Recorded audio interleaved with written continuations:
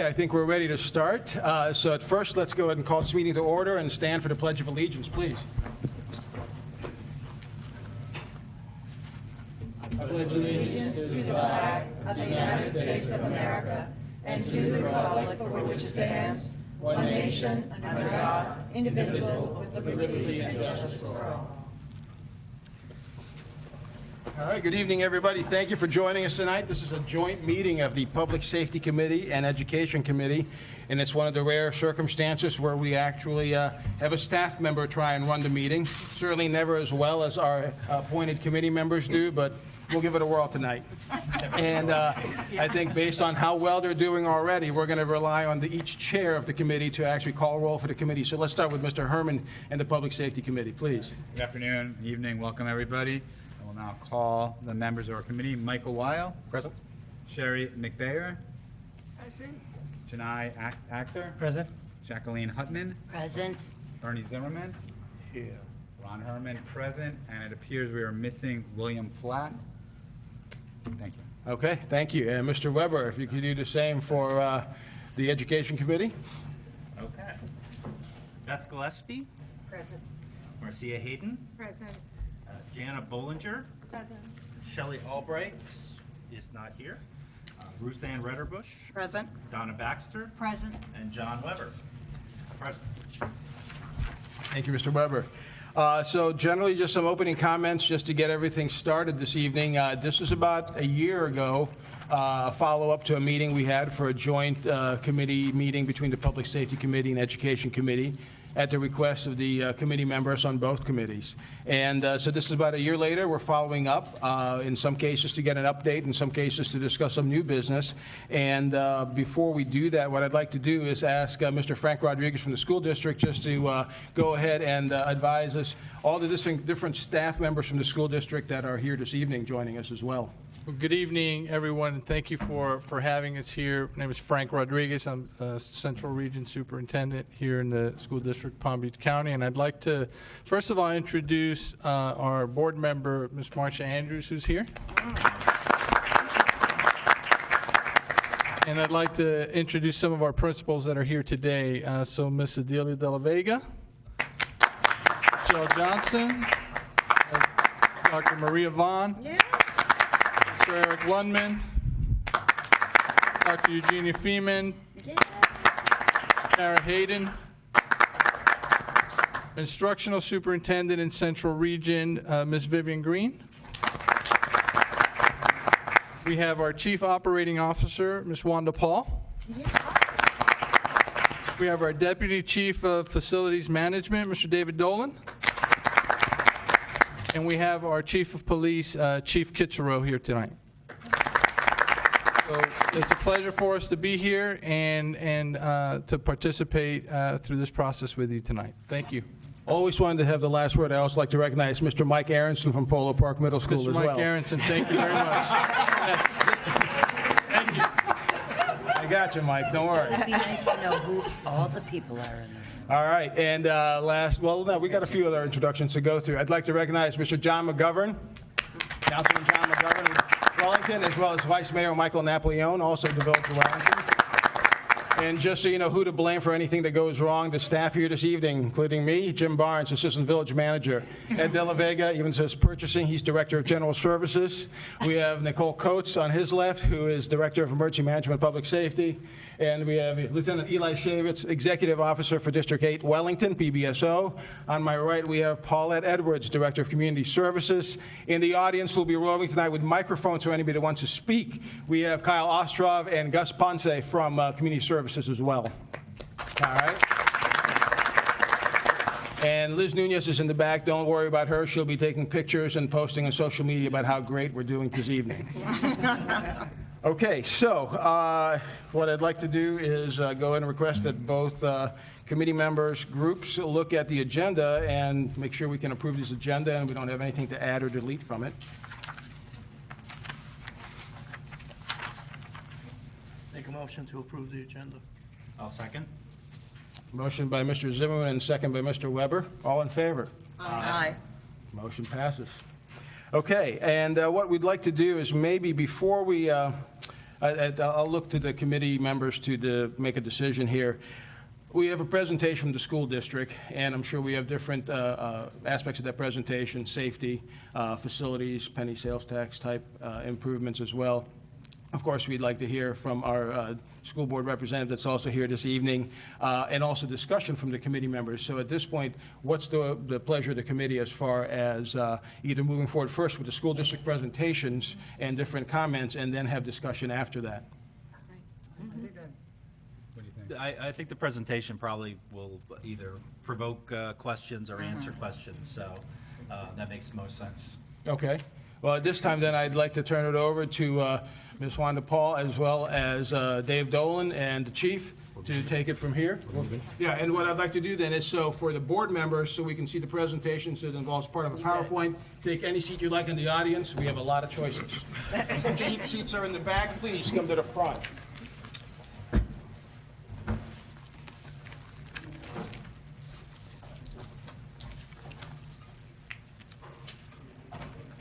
Thank you.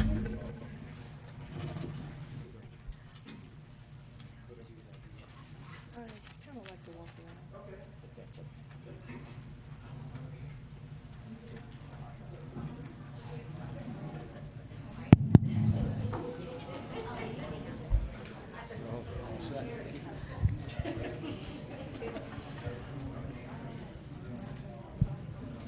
So, good afternoon, everyone.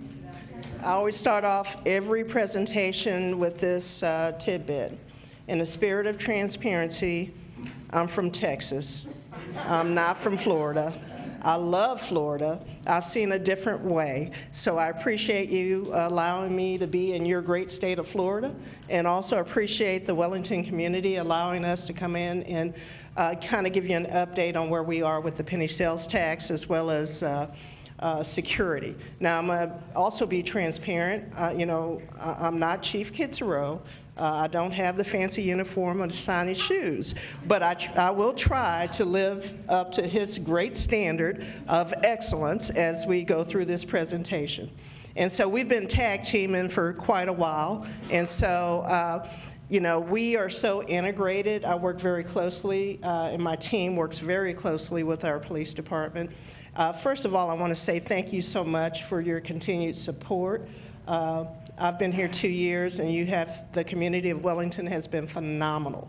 Not only that, thank you for your support as we try to make our schools more secure. And so I've spoken in detail with many people of the Wellington community, and I think that at the end of the day, we will be the leader in the state in terms of what we do with our schools in regards to security. We don't want any child to feel unsafe when they go to school. And we don't want any parent to worry about their child while they're at school. And so I'll get on with it. Okay, so the sales tax referendum was approved November 8th, 2016. You were here, I wasn't. The expected funding is $1.3 billion, so I want to thank you so much for voting for it. This is the first district in the 4 districts I've been in where I've arrived and there's already money. So I really appreciate that. And you can go on our website and see specific projects as it relates to your schools. So Village of Wellington, we have $60.2 million earmarked, and these are the schools that we're focusing on for Wellington. That's a big number, $60.2 million. Thank you again. And these are some examples of some of the work that we're doing in the schools. The roofing repairs, replacements, chiller, HVAC. Similar to Texas, when the AC goes out, we all go crazy. So we want to make sure that it doesn't go out. So we're doing a massive chiller replacements, parking lot paving, striping, play fields, which are really important, making sure that our play fields are safe, building envelope, waterproofing. And what that means basically is making sure that water does not penetrate the building. Interior improvements, painting, desk, plumbing, all of that. So it's a big undertaking. Okay, facility renewal scope. So these are some of the more specific things we're doing in the scope. And I know for some people, This is not exciting, but in my world, this is tremendous. And so intercom, sound systems, plumbing, which is always an emotional significant event when it goes bad, custodial equipment, compliance issues, fencing, fire safety. If you're a sports fan, I'm from Texas, I love football, so, you know, bleachers are always important. So thank you so much again. Security enhancement projects. So we changed tremendously in how we view our schools after Marjory Stoneman Douglas. That was horrific. And the fact that we're so geographically close to that school made it even more real, you know. And so we have worked tremendously in trying to make sure that our schools are secure. What's really interesting is that when our current superintendent, Dr. Donna Fenoy, was COO, we had this conversation well before Marjory Stoneman.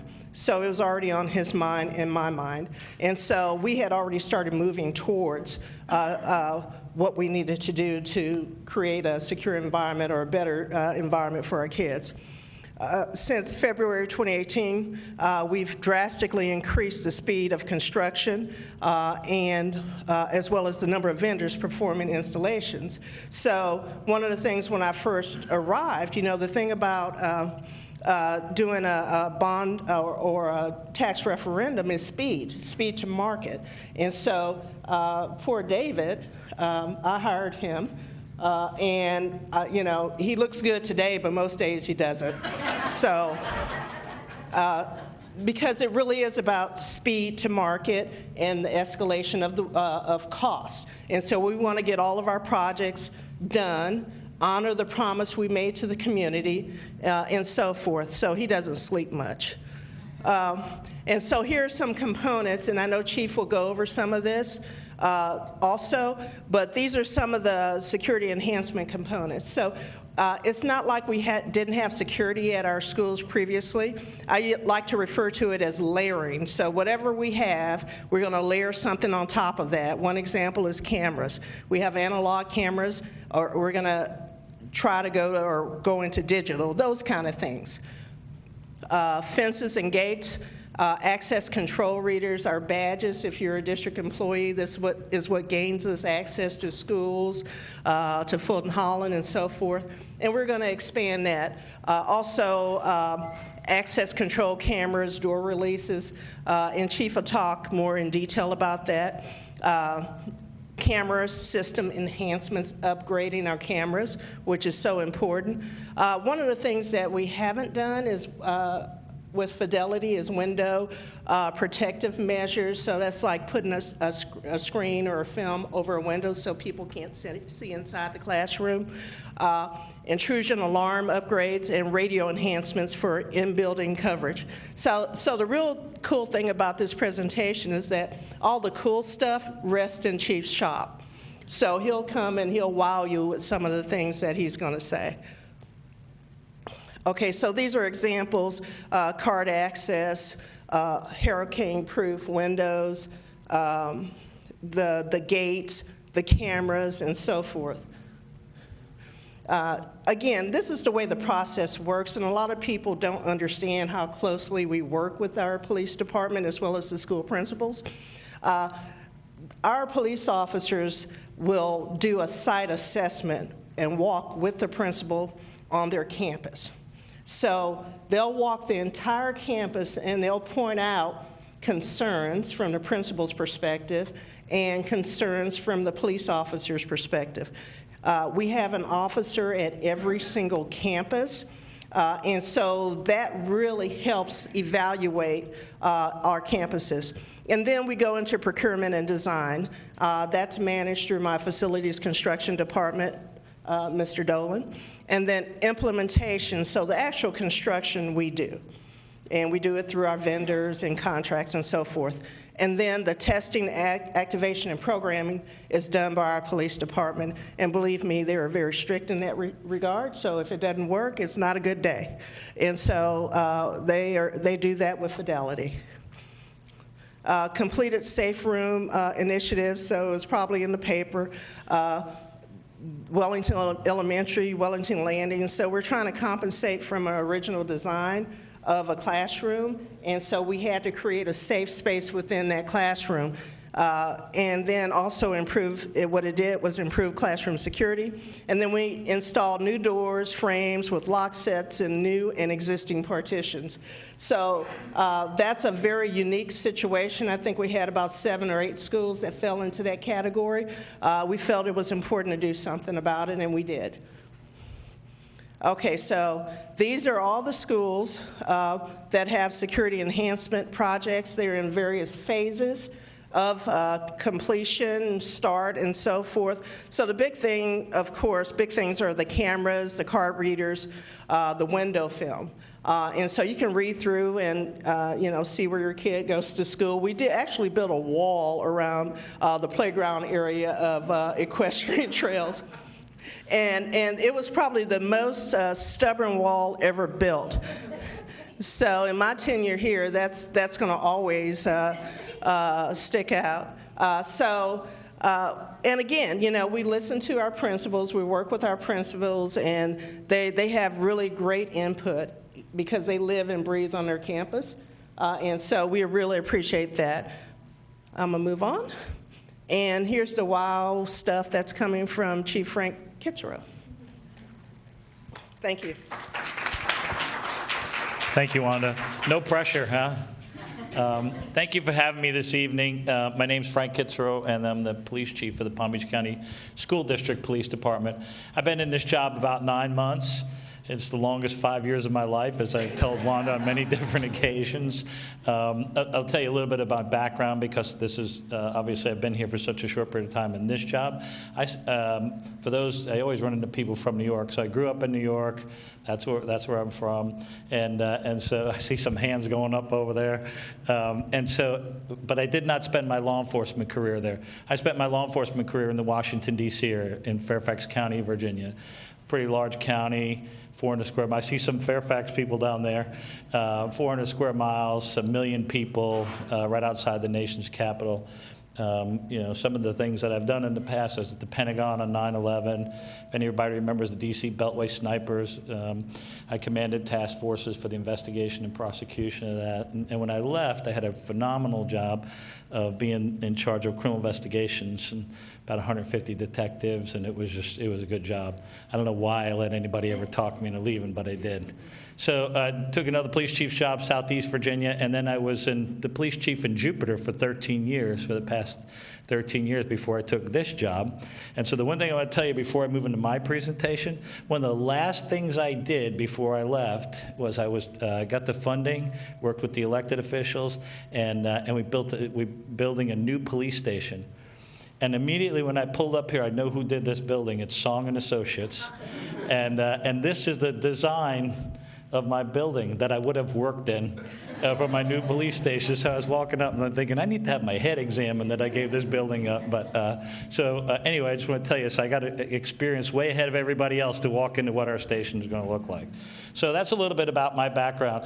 And then, the reason I decided to jump into this, obviously I can't think of anything more important than protecting our children. It's a wildly important mission, and I really felt drawn to it. And I get the opportunity every single day to work with some amazing people, the principals, the staff. We kid about Dave Dolan here. He's got one of the hardest jobs in the whole district. Wanda runs a city. And I'll talk a little bit about what that looks like in just a second.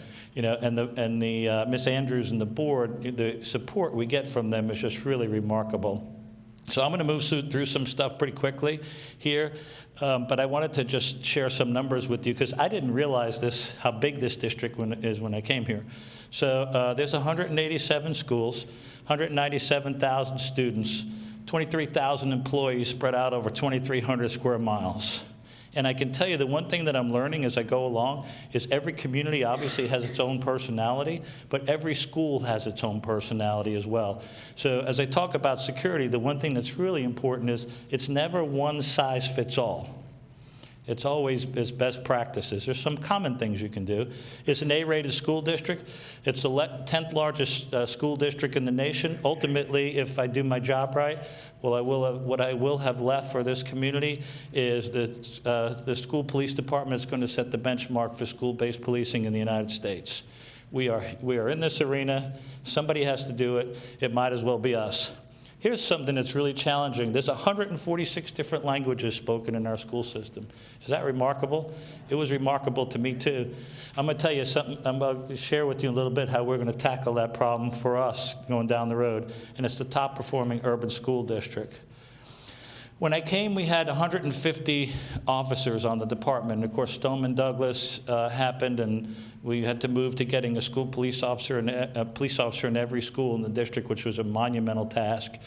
And I was given the number of 75 that I had to hire 75 new officers this school year. And so everybody kept saying I couldn't do it, and we couldn't do it. And I remember talking to Wanda, and I said, this is the worst thing they could have told me is that I can't do it. So I can tell you as of next week, I'll have 80 new police officers on the job in a little less than 9 months. That's pretty remarkable. That's a great team of being over there. We are a full-service law enforcement agency, so everything that the Sheriff's Department does, local municipalities do, we do. I can tell you from my perspective as a local police chief in the town, versus this job that I have now. The one big difference, when you're a local police chief, when you're with the Sheriff's Department or anywhere else, you always have competing interests, like school safety, safety in places of worship, traffic, crime trends, all kinds of things that you have to compete with. What's really remarkable about this job is we have one mission and one mission only. And that's to protect our children and protect our faculty and staff so that we can provide a safe environment for our kids to have an education in the future in. And we work very closely with the 25 municipalities here in Palm Beach County, 13 of which are actively represented. Well, it's down to 10 now because we're starting to get rid of some of those contracts. But 10 of which now are working with us in our schools. So as I go through, there's two parts to creating our school culture. It's being safe and feeling safe. How many of you feel safe in your homes and your neighborhood? Okay, it's a big important thing, isn't it? Okay, I could stand up here all day and tell you are safe, but unless you feel safe, you're never going to believe me. So it's part of that whole process of being safe and feeling safe.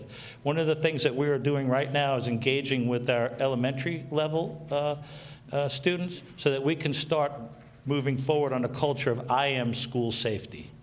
So we own it. It's not frightening. It's something, how many of us fly on a plane? When you get on a plane, you can do the whole thing, give the whole safety brief yourself. Sit in the seat, put your belt on, your life jacket's under the seat. If you lose pressure, the oxygen mask's going to fold up. Pull yours, we put yours on before you give it to the, right? And how many people don't pay attention to that? It's not frightening. It doesn't stop us from flying. And that's one of the things we need to do with our children as we move forward. If we do our jobs right, what will eventually happen is education will take the front seat and security will take the back seat. But right now, we're kind of backwards in that world.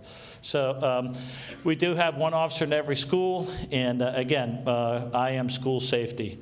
So as I move through this tonight, and I'm going to show you a couple of videos here in a minute, everybody thinks school safety is just putting a police officer, an extra police officer on the campus, standing in the bus loop. It's the most visible things that you see. But when in reality, it's a very complex mission that we're on. These are the arenas that I work in every single day. Prevention, intervention, and diversion on the front end. If we make a strong investment on the front end, and we're moving, like right now in our behavioral services unit, we partner law enforcement officers with mental health workers. And so we collaborate together to work through threats against our schools, all those types of things. Why? As a lieutenant is here somewhere, he'll tell you right there, you're never going to arrest your way out of a problem. We have to collaborate and we have to find ways to get out of that. Okay? The diversion pieces, we have a youth court that we can divert we work with our state attorney's office on. We divert these children in the school system over to that court so they don't get a record. That's got less than a 5% recidivism rate. That means 95% of those kids never offend again. That's pretty remarkable. That's how you solve that. Safety and security, communications, work closely with the fire department, all 25 agencies, the trauma centers, emergency management, all those folks to make sure that if we need things on the back end, that we're set and ready to go. Reunification process. Put yourself in this position for a couple minutes, okay?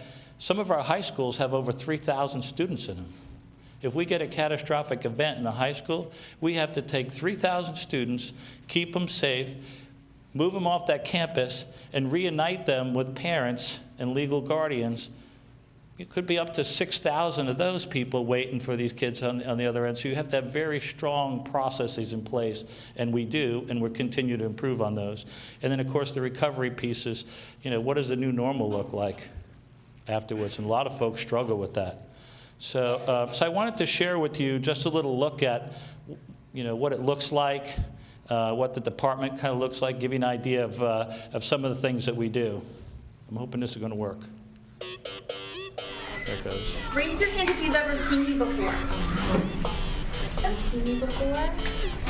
I'm here every day. Palm Beach County School District Police serve students as mentors, teachers, and trusted confidants. They protect students and staff. Excellent accuracy. Need to pick up the speed on your draw. Need to pick up that speed, folks. By training for scenarios that they're doing everything in their power to prevent. We are going to do everything we can to make sure our students and our teachers and our staff are safe. Nothing else matters. That is our primary goal. We devote a lot of hours to what we call high liability training, whether it's firearms training and qualifications, defensive tactics involving hand-to-hand type of training. This is just more of a tactic where if someone's being violent and they're not complying, you put them in a compliance hold, and you can hold on to either help arrives or until you're able to handcuff them. We also spend a lot of time with active shooter scenario type training. Our officers are trained to move and shoot and be very accurate on what they're shooting at. Our background in a shooting scenario could potentially be children, so they have to be able to shoot their weapons on the move and hit whatever they're aiming at. School police devote hundreds of hours a year training for emergency situations, but equally important, the countless hours they devote to gaining the trust of students. The firearms, the defensive tactics, the active shooter, that is one extremely important aspect of our training and as our role as school district police officers. But another role is to be able to build those relationships with students and staff so that when they hear something, when they have suspicions, they can come to us. How do we see when someone's getting out of They have a computer. Usually, yes, very good. Usually they have a computer. It becomes like a family environment. They become part of the campus, and they take ownership of all those kids. 1, 2, 3. Claudia Shea reporting for the Education Network, keeping you informed. So that gives you a little idea of what it looks like. It's not always what you see on the front end. And so we train to take care of the worst scenarios, but obviously we want to be the role models and interact with our kids in a positive manner. So I touched a lot of this. I'm not a big slide presentation person, so I'm going to roll through this pretty quickly. One officer in every school. The one thing that's really important for a takeaway here is we do have what we call a continuity of operations plan. So regardless of who we work with every day, we're all doing the same things. We're all rowing in the same direction. Okay, we all are tuned in and dialed into the importance of security and those basic things that we have to do, recognizing that every campus has its own distinct personality. We have integrated emergency response plans. One of the things that's changing now, typically in the past, many of the schools worked in as little isolated areas.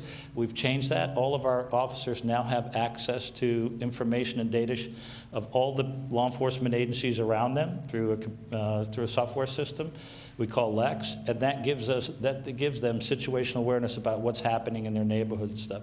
We're getting ready to, and I'll show you a picture of what it's going to look like in a little bit. For the first time in the history of this agency, if anybody's ever watched a police show or a cop show, they go to roll call, and the minute the sergeant gives the briefing. Well, we can't do that because 2,300, we have 2,300 miles that we have to cover. So what we're doing now is doing our briefings electronically. So you'll be required every morning to go to briefing, and we'll have the latest information, training, all that kind of stuff in there. And so I'm working very closely. So each of these school plans, we're uploading into a cloud-based, a secure cloud-based system for those that understand that. The young people are going, yeah, I know that. I know what that is. I had to learn it. And so we upload our plans into this system. And then what happens for us is then we share our plans with the fire department, and they overlay their plans. And then the local responding agencies overlay their plans. And so now what's happened for us, instead of a small little isolated plan, we now have a plan that fosters unified command, and we work and train together to make sure that if something happens, that's not the first time we're showing up on the scene and introducing ourselves to each other. Okay? Really important to us. Sharing of information, and this is a big thank you. I know there's some elected officials in the room here, and I know the assistant manager is here. What's really truly remarkable to me is in order to get a law enforcement officer in every single school, police chiefs can't do that by themselves. Neither can the sheriff. There's always attorneys. And so think about this. In order to get this done, this was city managers and mayors and city councils and, attorneys, school boards, everybody working together to make this happen. And saying about it takes a village, this is a village. So really remarkable there. So I already told you that we hired 80 new officers, who we team up with here. This is a pretty extensive list. But this is a lot of the things that we bring from the school board in addition to what the municipalities bring. So I'm going to start closing with this. It's about collaboration. It's about all of us working together. It's all of us rowing in the same direction. We all have an obligation to keep our children safe. Every single one of them matters. Every single child matters. So I can't tell you how many times I go out and I hear, oh, are you the police chief? My son goes to this school, and my daughter goes to this school. And, and to me, it's like, just throw another rock in the backpack, why don't you? And because they all matter to us. And so in this particular video that you're going to see right here, this is part of a collaboration that happened on the north end with the Palm Beach Gardens Police Department. One thing that I want to bring to your attention as you watch this video is no one in the video knew who else was going to be in the video, nor did we have a script, nor did we rehearse anything. We all just did our individual interviews. And when it came out at the end, I want you to see what happened. You'll hear a common theme, a common message there. Oh, maybe I can't. Is that going to work for me, Dave? Can we get that one? That's the one I really wanted. Can we get that? We'll tag team this. It'll take three people to get this going. Yeah, that's not working for me. Okay. All right, so while he's doing that, the common theme that you keep hearing there, it takes all of us to work together. Okay, is it coming up? And it is a wonderful day every day for all the help that we get from our police officers. This has really been a real challenge to get a police officer or a law enforcement officer in 187 schools. This is really a combined effort. We have to join forces, and we do with all of our partners out there, the municipalities. And this is true of the working environment here in Palm Beach County to begin with. We've always had a close relationship with the officers from the school district and our schools. We encourage our officers to get by the schools, even when they're on routine patrol. So they've had a close relationship even prior to this endeavor. From the first day of school, we've had continual support. So the relationship is going well. They're getting the opportunity to understand what we do and how we operate, and actually just see the kids in a different light. As principal of William T. Dwyer High School, I feel great about it. Not only does it assure that our students are safe, our community is safe, and our faculty and staff is safe with having the outside agency. While they're on campus, you develop those working relationships. It takes all of us to work together, and that's exactly what's happening here with the Palm Beach County School District and what needs to continue into the future. Marsh Point has been one of those elementary schools that was previously served by one school board resource officer who also covered 5 other elementary schools. But after Stoneman Douglas, certainly the laws changed, and the need for one-on-one on-site police officers every day created a real need for our police officers. This is a great opportunity to get to know the kids. It makes us feel safe too, knowing that somebody's in the schools at all times. They work shoulder to shoulder with the officers. It doesn't matter what uniform they're wearing. All of the police chiefs, the sheriff work together to ensure that we have the appropriate resources to respond to significant emergencies, and that we plan together, that we're working towards the future. There's not one organization that can do it by themselves. We all work for the same common goal. So whether I work for School District Police, Palm Beach Gardens Police Department, Riviera Beach, PBS, so we're all working for the same goal, and that's to keep our communities and our cities and our towns safe. So I think that's pretty remarkable. None of that was rehearsed. I think what it comes back to is this is our culture. And I think we're really lucky here in Palm Beach County to have this here. And I can't thank the community enough for the support, but also these officers. And I want you to think about this for a minute. This is what we're asking these folks to do. In the event of an active shooter, we train for single officer deployment, okay? We're asking these people to go down the hall by themselves, no backup, to take care of what's there. And they readily accept that challenge. So I couldn't be any more proud of them. So I wanted to show you just a couple of other things real quick. So when I talked about information sharing and what we can access every day, this is currently what we're able to do right now. So you can see from each officer, they can access the latest lookouts, they can access cases, they can go and look and see what kind of reports the local jurisdictions are doing. This footprint is not only for Palm Beach County, it's for the state of Florida as well, almost every county in the state. So that's a pretty big resource. That's really increased what we call situational awareness. So now, in order to protect our children, we know what's happening around us every single day, okay? This is a picture of what our roll call will look like every day. So obviously it'll say Palm Beach County School District Police on here, and you'll see over here, if you can see it, some of these are some of the latest documents, department calendars, their dashboards, executive alerts, all these important information that we want everyone to know that's working that day. This represents the picture here. This is interactive, so we can provide training. We can have officers meet face-to-face. If I'm in Wellington and I'm working a case that involves an officer in one of the schools out in Belglade, we can talk to each other face-to-face and bring up the documents that we need to bring up in order to expedite our processes. So I talked about that, and I don't think I have a copy of the this one, yeah. And so I thought I had with me what the new dispatch center would look like, but I really don't have that one. So this is really important for us, too. This is one of the things that's absolutely essential is that in an event of a catastrophic incident, that we need to be working together and doing things quickly. Remember I told you we loaded up our plans? Okay? This is what it looks like.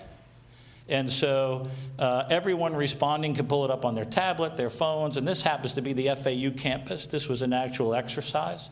And you can see over here we have casualty collection points, warm zones, hot zones, reunification spots, staging area. Everyone coming to the scene, hundreds, however many hundreds are coming, will know exactly where they need to go and exactly where everything is.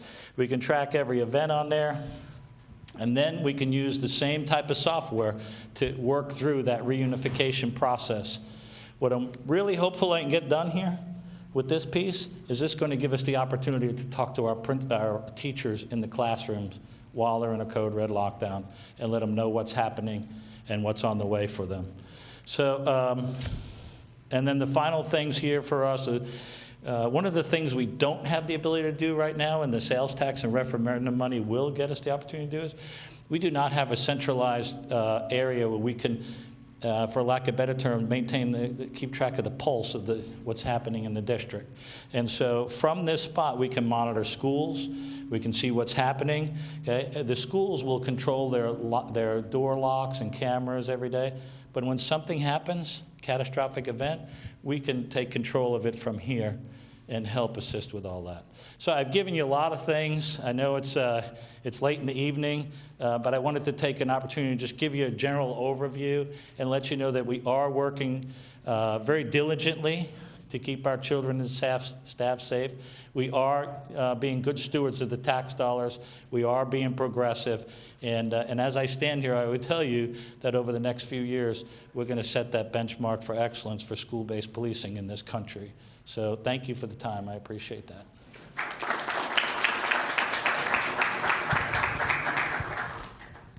Okay, at this point, I'd like to go ahead and ask our committee members to return back to their seats, and the staff as well. And at this point also, I'd like to invite Ms. Andrews to maybe come up and share some thoughts with us. And Ms. Andrews, you can either do it from that location or the podium. Before Ms. Andrews comes up, I'd like to recognize a couple of people that I didn't recognize earlier. One, we have Councilwoman Tanya Siskin here with us as well this evening.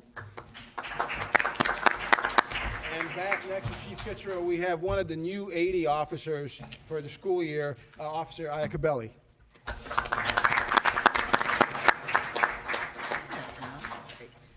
Thank you, and I bring greetings from our superintendent, Dr. Donald Fenord II.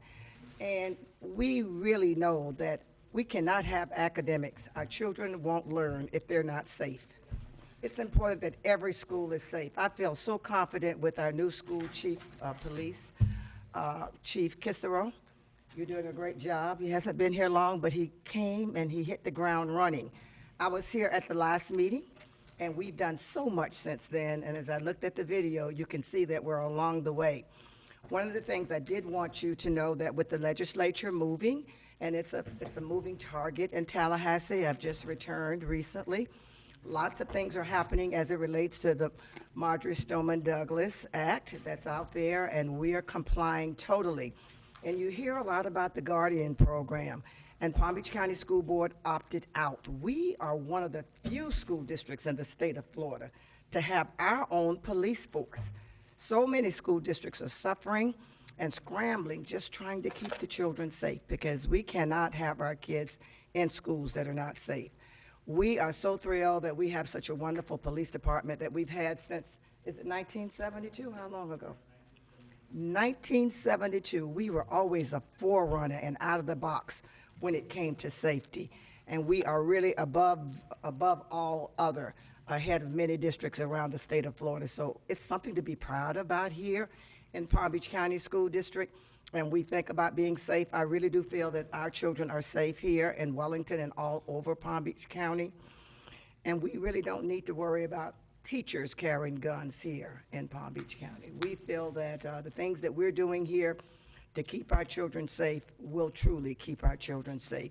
But we're communicating with all law enforcement agencies all across Palm Beach County, as well as across the state of Florida, working closely with the governor to make sure that no stone is not turned so that we can make sure our children are safe.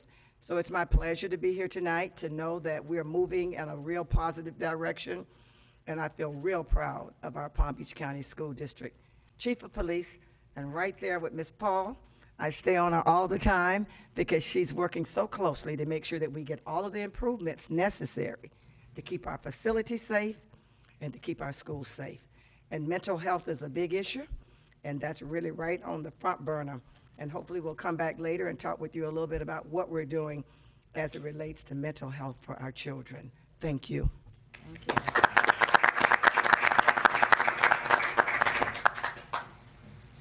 Thank you, Ms. Andrews. At this point, I think we've had the official presentations from the school district staff, but clearly they're still here, and I don't want to speak for them right now, but I will. They're going to be remaining in part of this meeting to be able to answer any questions the committee members might have. So at this point, I'd like to open it up to the committee members to go ahead and, in an orderly fashion, jump in and start some discussion, any specific comments or topics you want to cover initially, Mr. Weber or Mr. Herman, if you guys want to start that through and go through the process, that'd be great. Sure, I have a question, actually. I mean, one of the things that I questioned last year, or kind of mentioned last year when we were first starting, is the drills, the Code Red drills and the new drills that we're starting. It was a new thing, you know, and the Village of Wellington, obviously, people move here for the schools, and school safety is certainly important. So I don't know if that was something that was necessarily touched in the videos or in the presentation, but has there been any feedback from the drills? I mean, do the students take them seriously? Do the teachers feel that the students are complying with them? That's something that I've kind of been interested in, and to hear in the last year how that progressed. So thank you for that question. So the answer to the question is yes, we do Code Red drills, Code Yellow drills. We comply with all the state requirements on that. We do the same number of Code Red drills as the most frequent drill that we conduct, and that is a fire drill. Okay? And so, yes, we do have after-action reports on that. We debrief on those things. The school police officers, every police officer on campus is involved in those drills, and so we work through that. You know, that piece, and afterwards we take a look at how did it go, did it work well, and then we also critique the actual Code Reds and Code Yellows that we have, you know, nearly every day. Remember, we're over such a large area, but that's really important because that's how we build and that's how we become better. Yeah, so we do that. So as a follow-up, the application on the phones and the tablets that you mentioned, where during a real incident, perhaps you could communicate with the teachers. Is that something that's practiced as well?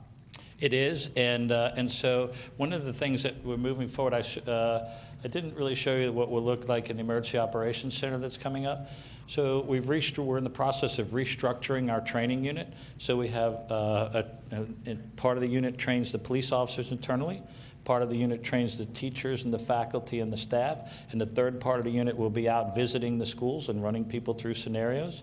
And then when we get the Emergency Operations Center up, we will be able to replicate, if you will, or create actual shooting cases or you know, fires or whatever it is we want to create.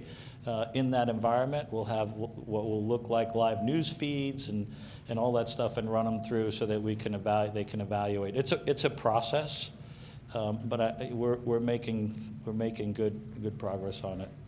So I hope that answers your question. It does. I appreciate that. I mean, I hear something from the students, so it's interesting to hear that perspective. Thank you.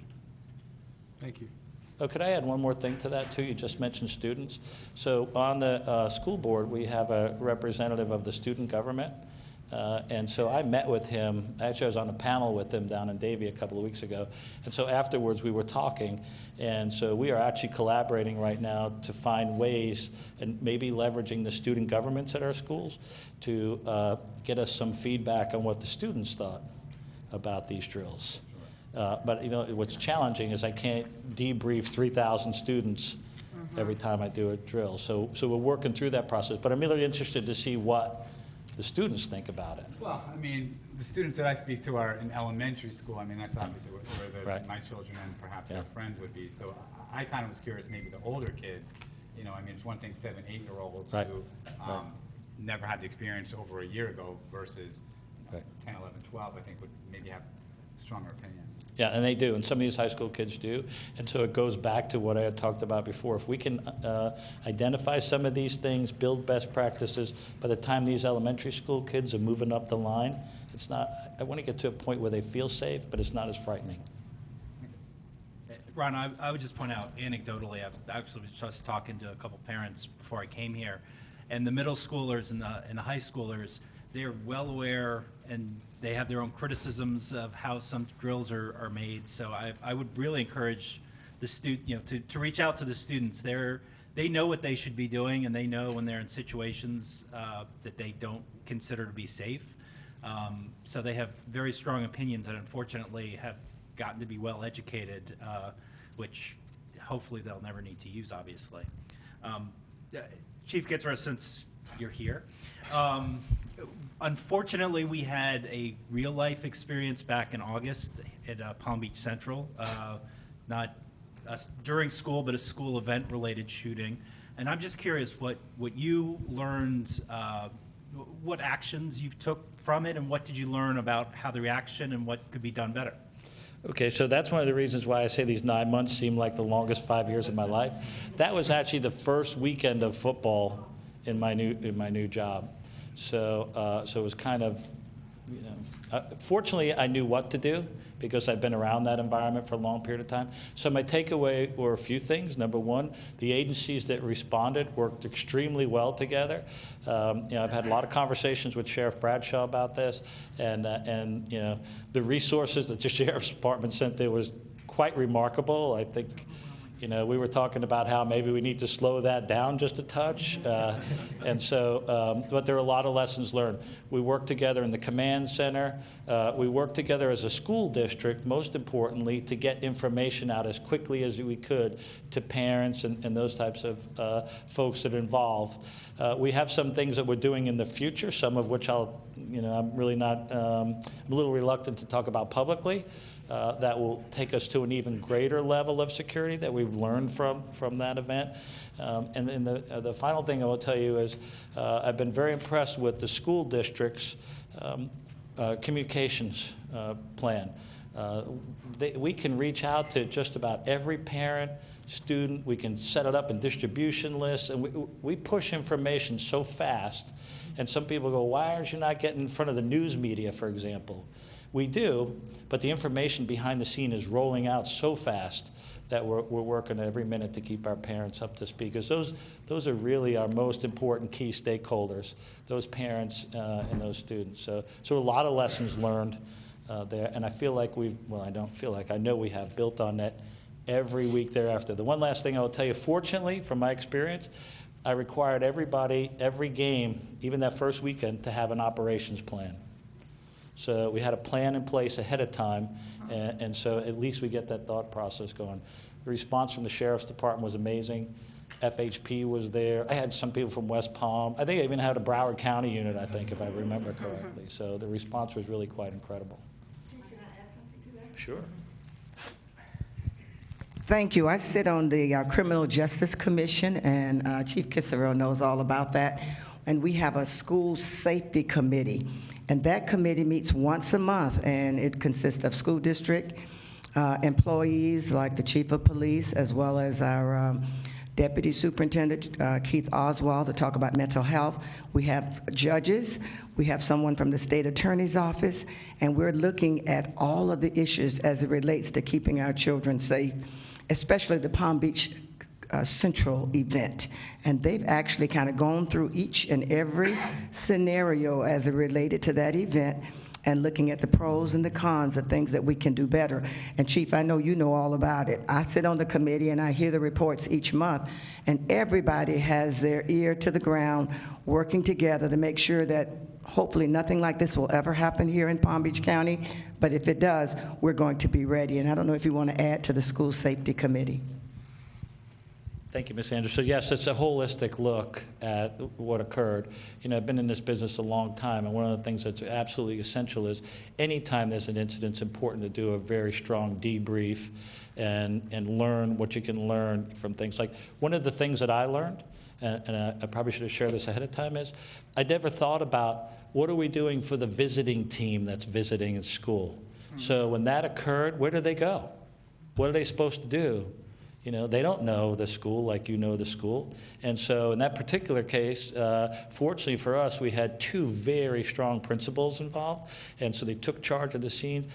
So one of the small changes that we made is every time when you're going to visit another school for an event, we make sure that the visiting team knows the safety plan. We brief them ahead of time, and we send the homeschool officer with them to be able to help those students in particular, because they're going to be in unfamiliar surroundings. So just small little things like that, and there's a number of those that we put in place. Just go ahead. I guess a comment or a question.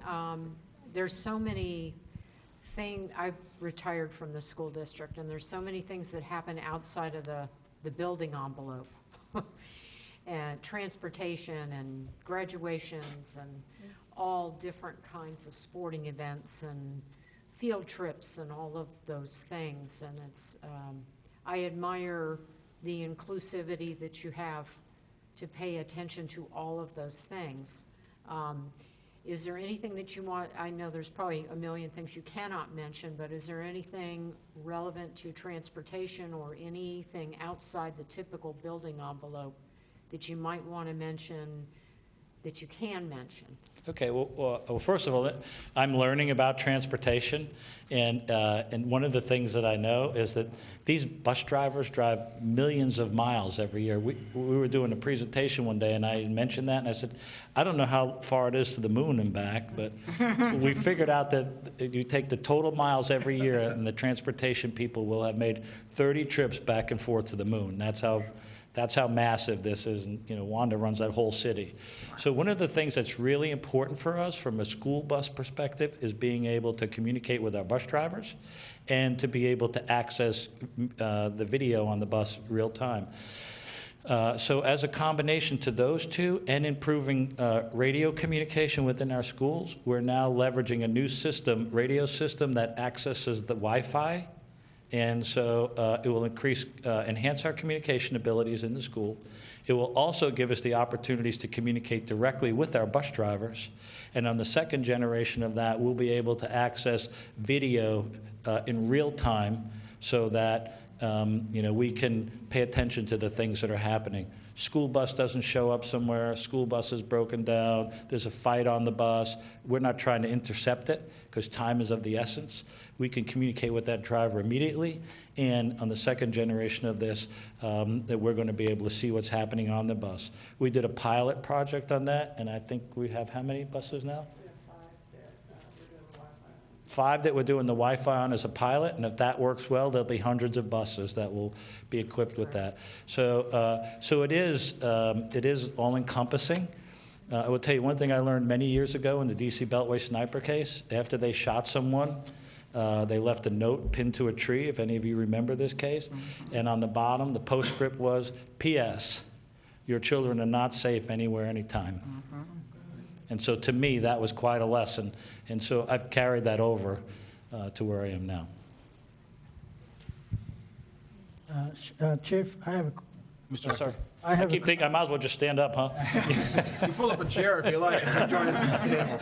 I have a question. You said that you hired 80 more police officers? Correct. So that brings to like a 305?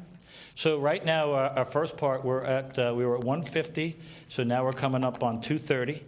And in order, with the referendum just passed, I have to hire 110 more.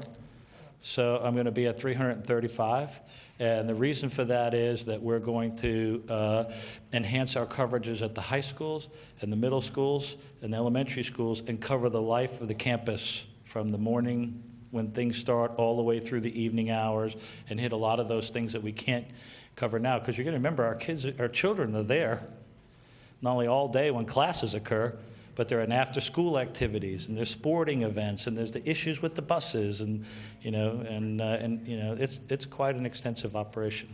And I have a question.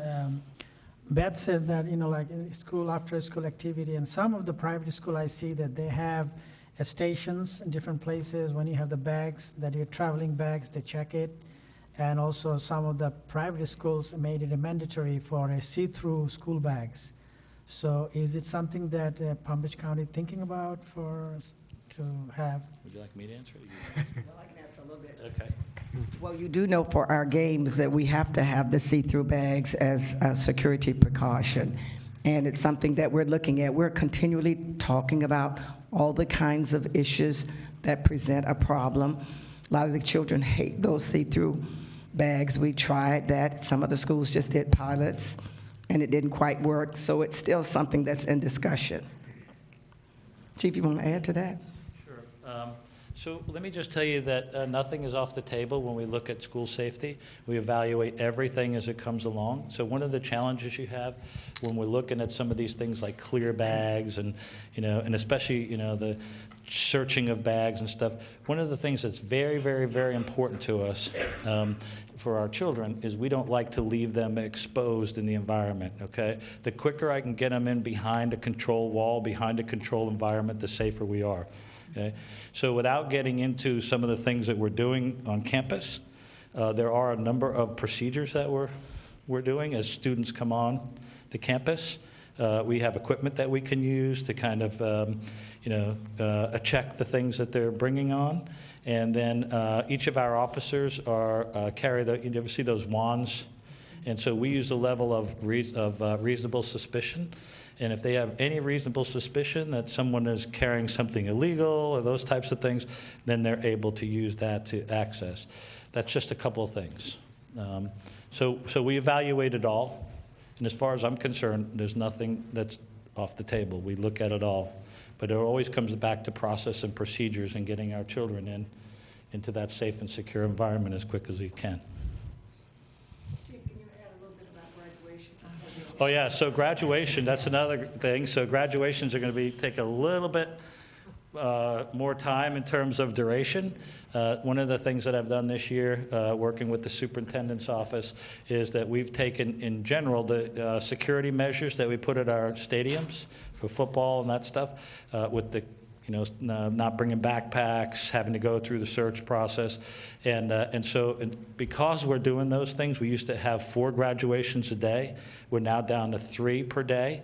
And so we're doing that on the outside and some additional security enhancements on the inside. So it's going to take us longer to get people in, and it's going to take us longer to clear an area so that we can bring the next group in. So 4 graduations a day, going down to 3, significantly enhanced security at all those graduations. Is there going to be a clear bag requirement for the graduations? So the answer to that would be yes. But here's the thing, we're in a better position because they don't bring in backpacks. So it's not like clear bags. If you remember, it's a certain size bag. So as we get closer to graduations, we're going to be releasing all the rules again. I'm working with the communications folks to make sure we have a video and everyone understands. And so we're going to do the very best that we can to educate our students and parents before we get to those days. And make sure they remind grandparents. Yes, and grandparents. Which, by the way, not that I want to add it, I'm going to be a grandfather for the first time, and I just found out just about a week ago. So there you go. I'll make sure those people are included, my peers. Yes, ma'am. Ms. Huckman. Okay, I'm just going to. Thank you very much, Chief Kittro. That was excellent presentation, sir. Couple quick questions. With your LEX program, what are you going to do when the power goes out? That is a great point. That's a great question. So we have redundancies built into our system. So with the LEX program, it's not reliant totally on the the generators and things within the system. Every officer is getting issued a laptop that works. You have your own backup system. Correct. Okay. For us, it's for me personally, I always look for redundancy and then the redundancy on the redundancy. So, and every one of our systems is where we're working to that level. And if I may, Yes, ma'am.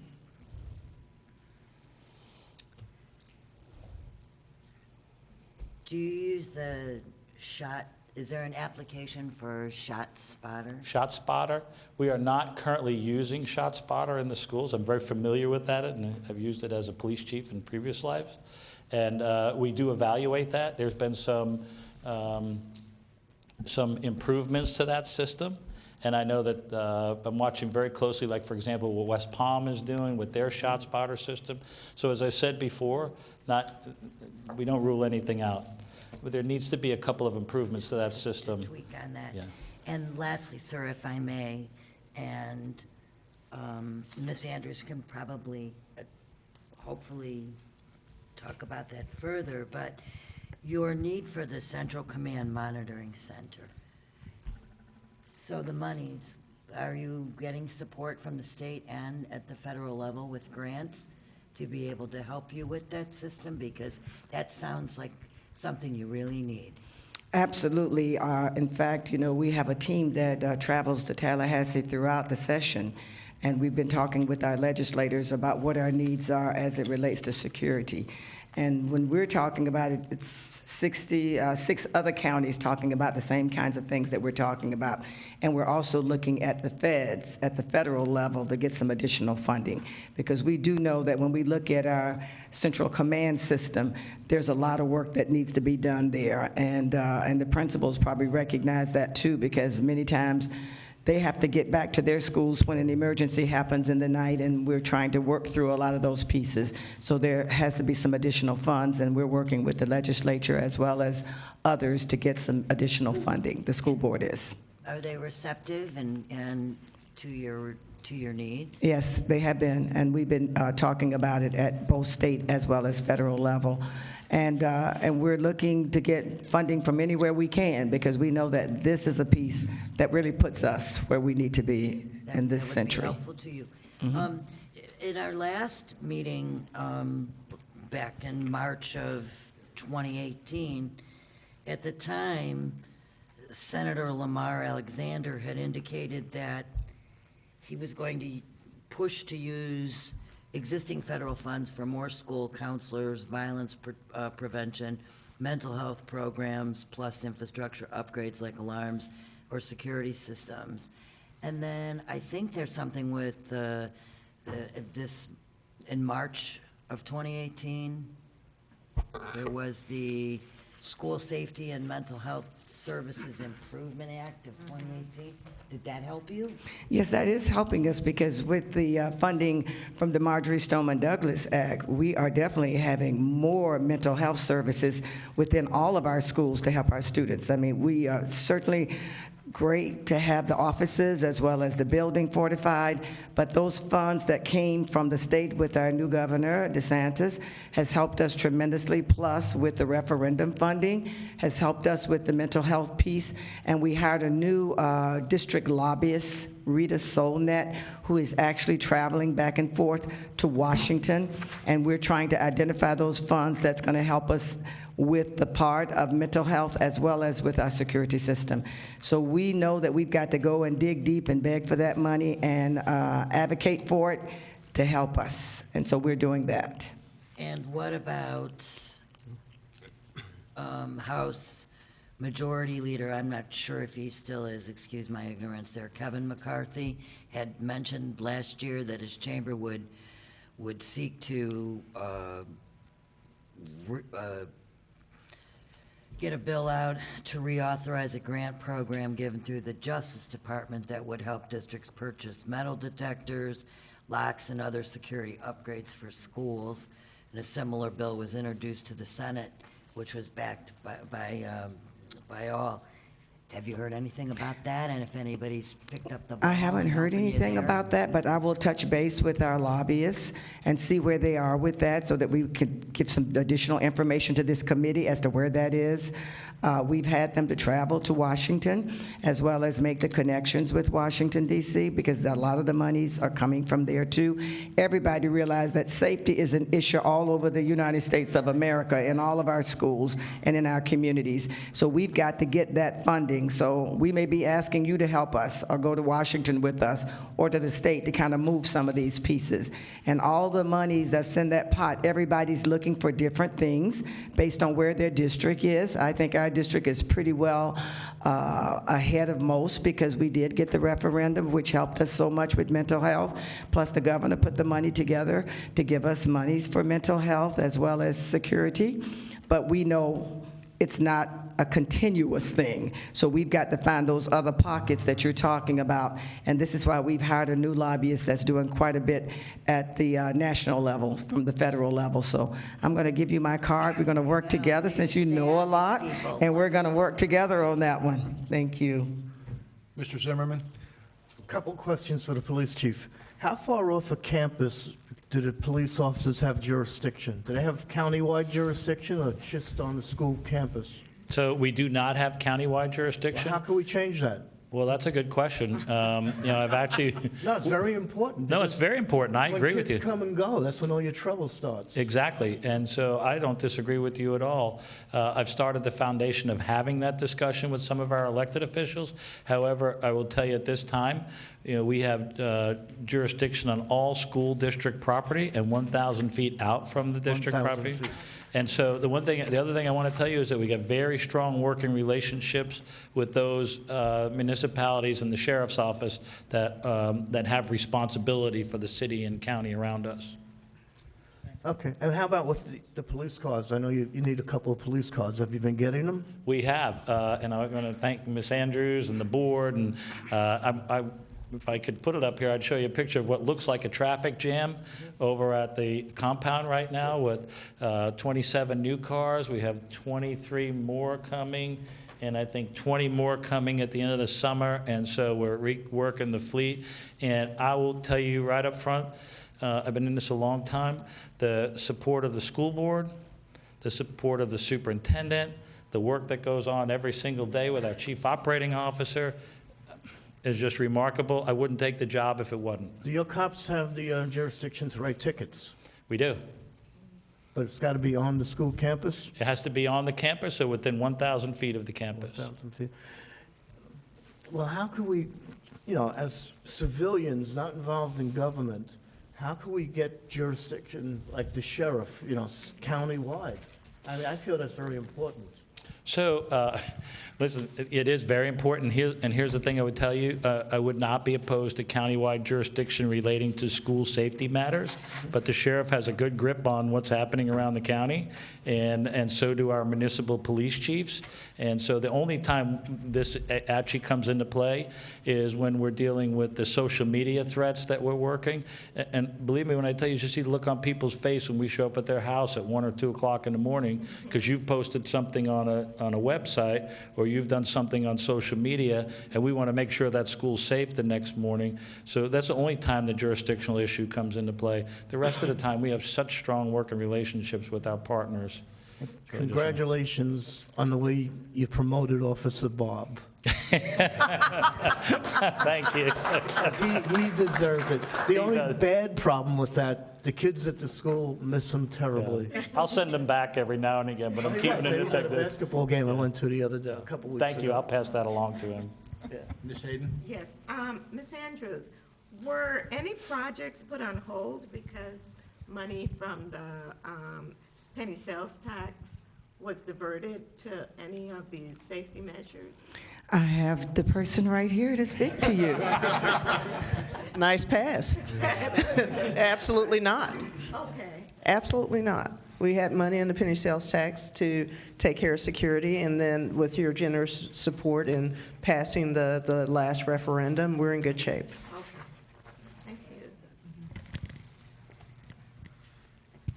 you. Any other board members? Ms. McBrayer? One quick question related to Marcia.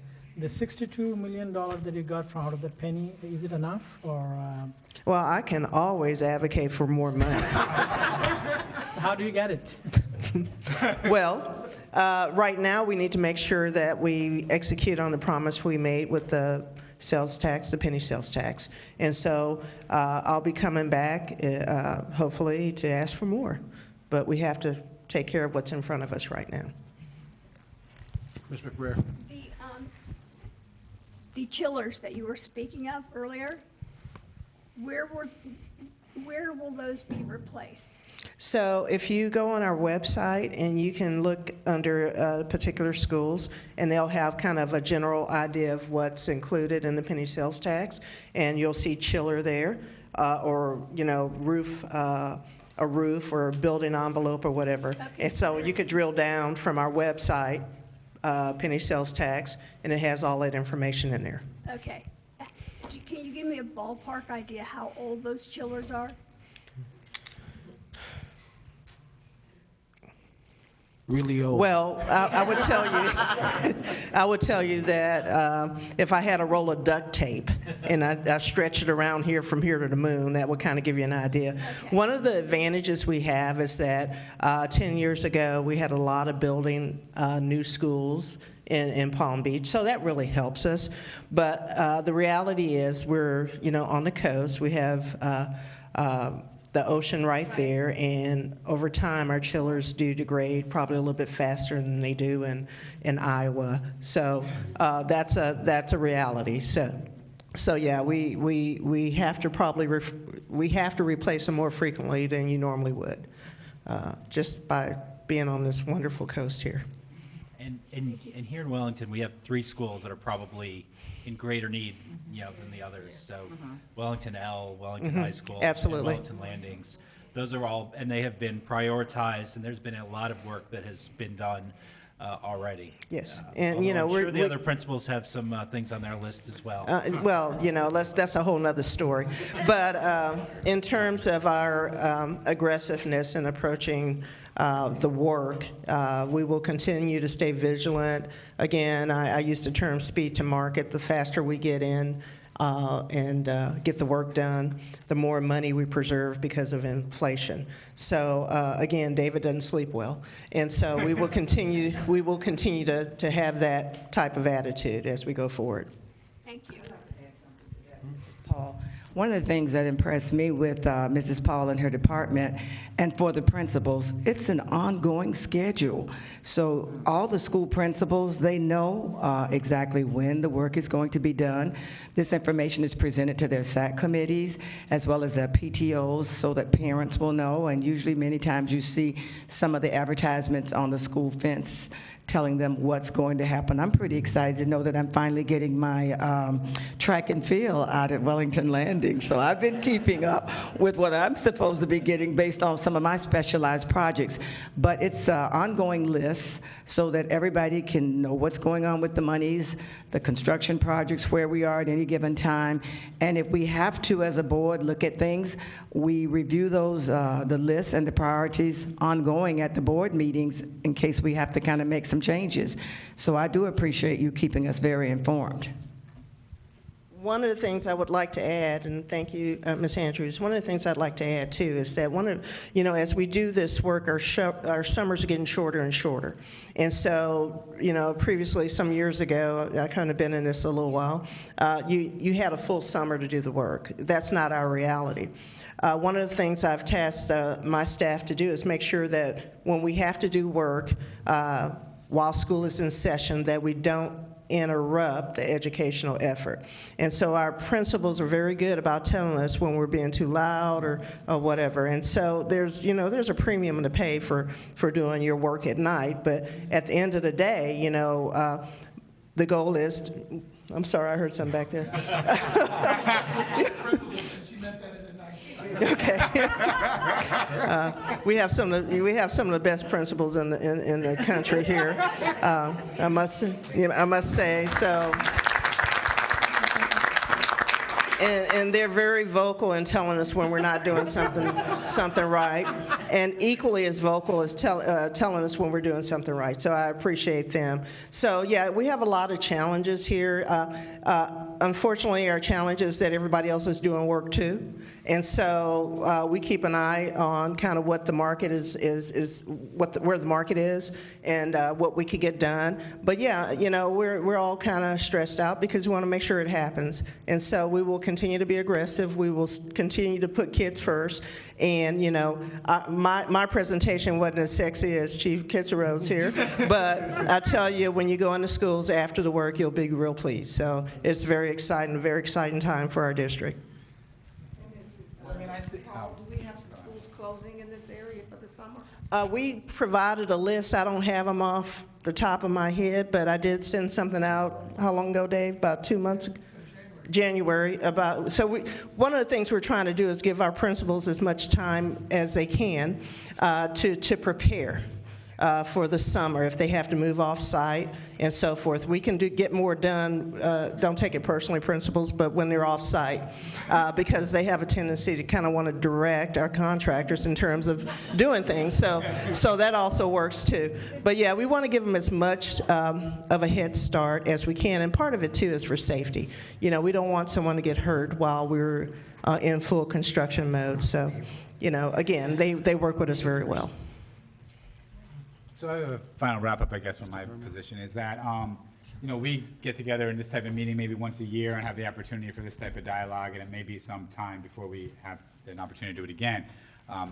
Other than maybe going to Tallahassee with you, which, might be fun, but what can we do? Is there anything that we can suggest to the council or work on together from our perspective that maybe at our next meeting we can say, okay, here's some suggestions for what we can actually accomplish? Is there anything we can do to assist? Well, I certainly don't want to give you some more stuff, but I can think of something that you can do. I would like to see there be a quasi-education legislative group from your education committee so that you could work with Palm Beach County School District's Tallahassee lobbyists as well as our district lobbyists, because we are just, right now, we're doing a call to action. So, I mean, but if I have a small group from the education board, we could kind of meet with you all periodically, especially right before the session and during the session, because it's a moving target, and you have a bill that's changing right before your eyes every single day. And so we need to maybe have a few of you work with the school district, and I think that would be fabulous. Now, I have my new friend, Jacqueline, is that Jacqueline? Who I'm going to give her my card to have her work with the lobbyists that we have right now with the, yep. So I think a few of you would be helpful to me because I'm going to Tallahassee. I saw many of you at Palm Beach County Day, but I've been back there since. And whatever the need is, when we want to get with our own delegation as well as others, because it's going to take more than the Palm Beach County delegation to get the monies that we need, and we have to work with everybody, Democrats and Republicans. Everybody has to help us to move this, to keep the children safe. And we do have a governor that's really put an emphasis on safety and putting the money in the pot where it needs to be. So I would love to see a few of you as an ad hoc, you know, I can't tell you what to do, work with me as your school board member and our legislative folks at the school district. We have a new chief of staff, Ed Turney, that you know. He's now over the legislative piece, working with Dr. Fenoy, working with our lobbyists out of Tallahassee, as well as our district lobbyists. So I would love to have a little nucleus group of you working with us, especially right now and getting ready for next year too. Thank you. Any other comments from the committee members? Discussion, any other? Okay, a couple of comments to address that, and Ms. Andrus's recommendation is what I would recommend that each committee at your next meeting come to some consensus and appoint somebody. Now, I will say, we're only gonna, if we're gonna officially have you meet together, it can only be one committee member from each committee. Otherwise, we would have to then empanel basically a sunshine body, because you'd have more than one committee member from each committee meeting on something that each committee may be considering or discussing or taking action on. So now, all of you can individually certainly reach out to the school district, the board members, the staff who are more than willing to help. I'm volunteering them right now, and they're looking. I'm not going to make eye contact. But as an official subcommittee, we'll call it, or an ad hoc committee, if you only have one member from each body, that would be certainly something that we could work through, both Ms. Coates and Ms. Edwards. Mr. Barnes, I have a question. Would that also include a member of, or more than one member of staff from? Why did you have to ask that question? Yeah. At this point, staff will probably work, I mean, we work on a regular basis on all aspects of how the schools interact with Wellington and how Wellington interacts with the school district, so I'm sure you're going to have more than one staff member working together with all that stuff. And additionally, the village itself does work, particularly throughout session, on state legislative matters, so that would be something that would be dovetailed in to any of the work we're doing as well. Mr. Zimmerman. I want to ask the chief one more question. My last 7 years as a New York City police officer, I worked in a gang task force. Do we have any signs of gangs in our high schools or middle schools in Wellington? In Wellington, that's a good question. Not sure I'm ready to go there. I will tell you that we have gangs in our high schools, and we work very, very diligently to get them out. Do we have them out here? I don't know the answer to that, and I don't want to speculate. So I don't know if the lieutenant, this is your district, feel free.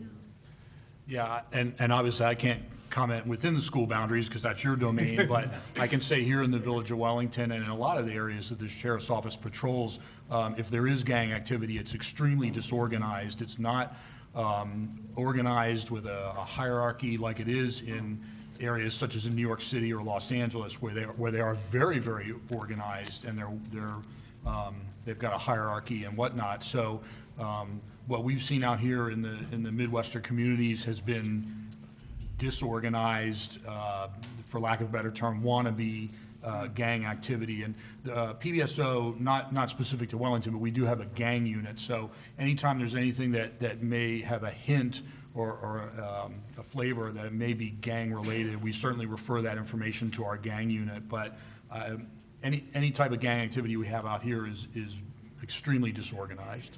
So, and that is a general strategy as well, not only when I was chief in Jupiter, but here in the school district, we take the same strategy. We don't want them organized, we don't want them getting to a point where they impact the system. And so, you know, I don't have that information directly in front of me, but I can get it to you. Okay.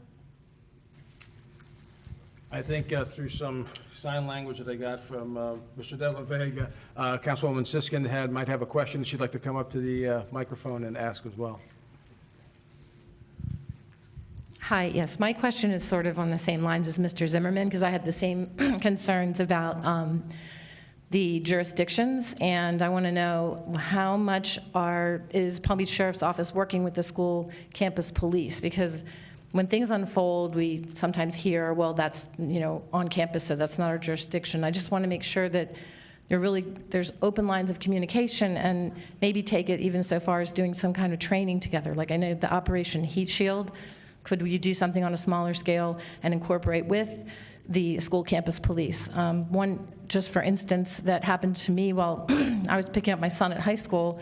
We all know that, you know, parents on campus know that that traffic is just like a roadblock at a certain time, at pickup time, and you can't get through. There's 2 lines of traffic. There's nowhere to go. The gate's locked.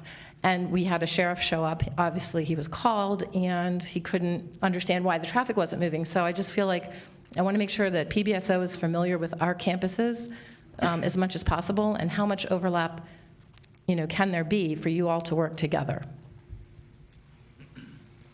So first of all, I want to reassure you, we have a strong working relationship with the Palm Beach County Sheriff's Office. Sheriff Bradshaw and I wouldn't say we communicate regularly, but he has my cell phone number, I have his. We talk back and forth. I was just recently at an event with him up in Tallahassee. We had an opportunity to catch up on things. He is committed to school safety, just as I am. We have a working relationship over the past 13 years as the chief in Jupiter and now here. And so I want to just, let you know that we do have a very strong working relationship. When you talk about joint training, ironically, last summer, we were doing the joint training on school active shooters in the very place where we had the shooting in the parking lot. And so everybody was already familiar with the school, familiar with the layout, familiar with the response, and and that was just one example of joint training. We do share information back and forth. And as a matter of fact, our behavioral services unit, where we match detectives with mental health workers that I mentioned earlier, is modeled in large part after the Sheriff's Behavioral Services unit. And so we integrate together just about every day and working through these cases as we go along, because you get these threats to school safety, and it's not something you can work today and just push it aside. They collect, and you've got to make sure you know where everybody is. And so we work very closely together. Now, I will tell you, there's always room for improvement, because this minute we say we do everything great, that's the day that something's going to happen. And the sheriff and I both recognize this. And so we'll continue to build on the relationship. But he is a strong partner. Just to add to that a little bit, I was very impressed at some of our trainings where we have a layout. The offices that work the community have a layout of all of our school buildings. So can you share that they know what's going on, they know where to, if something does come up? They do. Every agency, law enforcement agency in Palm Beach County has the schematics and floor plans to our schools. And as I mentioned before, we're in the process now of uploading that into our cloud-based system, so it can be accessed on the fly and be an integral part of the training when we move forward. That's all these little things that need to be done that come after a result of that incident. I will tell you that for us, we are always on a journey of good to great, where good organizations do all the big things well, great organizations do all the big things and all the little things well, and that's the road that we're on.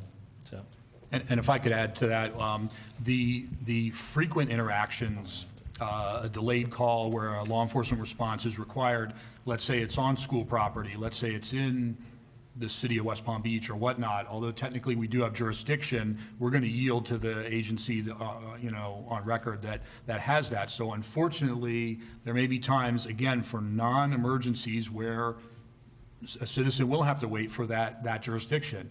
In an emergency, which is the rarity, which probably none of us in here have dealt with and hopefully won't, we're coming, and we're not worried about jurisdiction and whatnot. And the chief beat me to it on the training. In fact, we train here in Wellington annually. We do active shooter training. We actually skipped last year because the entire agency, we ran about 1,100 people through that active shooter training on the school grounds. And one other thing too is that the continuity of training in law enforcement, I could run into a dozen different officers from a dozen different agencies, and we clear buildings the same way, we do the same movements. It's so repetitive from one agency to another. There are always finite differences between the agencies, but we do so much training, and it really comes from the same source. And the other thing too is our radio systems, they can hit a button and I can talk to them and they can talk to us. And so truly in an emergency, we have a lot of things, infrastructure that are ready to go at a push of a button. Any other comments from any of the board members right now? Okay, at this point, I'd like to go into the public comment, and we have a card from Mr. Singer. Mr. Singer, if you'd like to come up, grab the microphone, and the floor is yours for your public comment. Thank you very much, ladies and gentlemen. We all know that we have different campuses. Jim and I met with Lieutenant and David today. Thank you very much. We spoke about school safety. Part of school safety is the drop-off and pickup. We also spoke of canine security. I'm not sure if Lyons Road is projected to be possibly going through at some date, but that should be added to looking into the study. Now, you mentioned also strips that count traffic patterns, which I feel is definitely important. We talked about, I'm in Olympia. First off, I live in Olympia, and I have 3 boys, 5, 7, and 9. They're over at Equestrian Trails with Miss Johnson. Thank you. She's an excellent principal. She's always being foresight. So I believe that we're in good hands, but there's always room for improvement. Now, one of the things that we talked about was the concern with safety with kids when it comes to walking. The statute has it that within 2 miles, children have to walk or bike, but I don't really feel it was really designed to school for the volume of walkers and bikers, and actually more people are car riding. And when we discussed it today, I didn't know about the 1,000 feet for the police, school police to be able to give tickets. I'd love to see, not that I want people to get tickets, I want people to respect the law. And especially I see people going right over crosswalks when the staff from Equestrian Trails has a sign over there. They're going above and beyond, trying to protect the students going into school. And there's a concern that there's a safety issue. So now, after last meeting, it was mentioned, stay involved. I'm not going away. I have 12 years with Alex. he's in kindergarten. They just did the wall at the school. He's not getting to enjoy the playground right outside his classroom, but hopefully the next year class will.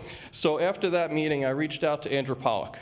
And part of the reaching out, I've been following his website on Facebook, and what he puts up there. And one of the things that stood out was something that we mentioned about the spotting when it comes to spotting a shooter.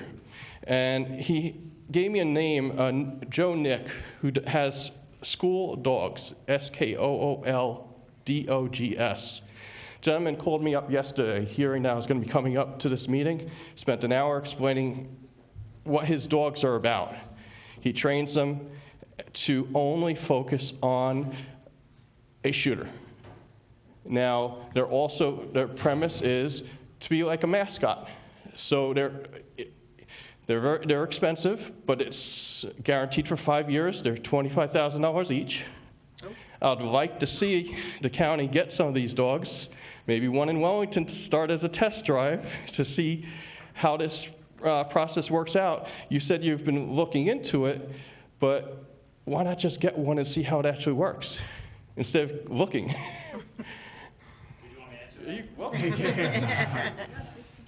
So we have 11 dogs at the moment, and so yeah, they're canines. So again, we have to evaluate the system. But I have bomb dogs, bloodhounds, drug dogs, gun dogs. I think that's pretty much it. And so we're now working to see if there's cross-training capabilities, and we are working with an experienced trainer to evaluate our system. Well, I appreciate it. Can I tell you that every single day I probably get 100 of these? So thank you. Mr. Pollock is working with this gentleman, and it's really looks like it's working for this, and he would like to see it grow. I'd like to see it grow. Its focus, you just mentioned around 4 or 5 different areas that the dogs are trained, and you have many dogs. Canine units, I'm guessing they're called, correct? Well, I call them canines. Okay. They call this a school dog because its purpose is primarily for an active shooter and to not anything else. You mentioned many other areas. I think those when I discussed it with this gentleman, he mentioned that those are great for if there's a school that they have to come into to go around to sniff something out, to look for a bomb or to look for drugs. That's a great, so. But that really covered it, what I was wanting to talk about. I appreciate it. One second, Mr. Zimmerman. Well, dude, just for background, we did meet Mr. Dolan, and Lieutenant Shavitz and I met with Mr. Singer earlier today. And what the origin of a lot of this discussion related specifically to the Equestrian Trails Middle School and Emerald Cove Equestrian Trails Elementary School and Emerald Cove Middle School, and the safety of the biking and walking public in that area right around dismissal time and also in the mornings at school start. And so we are actively looking at that area. We're looking at traffic studies, et cetera, and we'll work both with the school district staff as it relates to the school circulation and also our engineering staff as well as PBSO and school district police. That's kind of what started this, and I know Mr. Singer was at the last public safety meeting, so we encourage him to continue and stay involved and that type of thing. So, Mr. Zimmerman, I think you wanted to I advised jump you in at the to last Public Safety Committee to go by Wellington Elementary and look at the fence that they put up on Big Blue, because it really worked by your school. Did you go by and look at it? No, I'm sorry, I did not. Yeah, so just for some additional background, I think one thing we conveyed to Mr. Singer today, believe me, I'm getting way more familiar with every school site in Village of Wellington than I really wanted to. Not that I don't like being at the schools, but, there's 11 schools and there's only one me. But I think what we've noticed is every school site has its own different set of problems. Generally, they're all related to circulation, cars versus bikes versus walkers. But at the end of the day, they all have kind of unique circumstances based on, the amount of room and all that. And I did point it, because I'm really proud of that fence and that curb on Big Blue. And it works, it really works. They can't stop and drop their kids off No, anymore. it's great. Nobody does the drop and roll anymore, or at least not as much. But each location is different. Here, I think we have a different dynamic in that we have some limited right-of-way issues, but also we have a different circulation problem that we're going to look at and see what we can do. We've looked at New Horizons. We've looked at a few of the schools. So, we continue to do that on a regular basis, and I think, you're going to see that. One thing that I was going to say this at the end of the meeting, but I'll say it now, is we always knew in the village the great relationship we had with each of the schools. Teachers, principals, administrators, what have you. No doubt, everybody's first priority were the kids. One thing that became clear today, and it was like a no duh to me after a while, but then it took Dave mentioning it, is that, hey, it doesn't matter if it's facilities, if it's anybody in operations. Everybody's priority are those students. That's the first priority that everybody's got, and that's why Dave's not sleeping.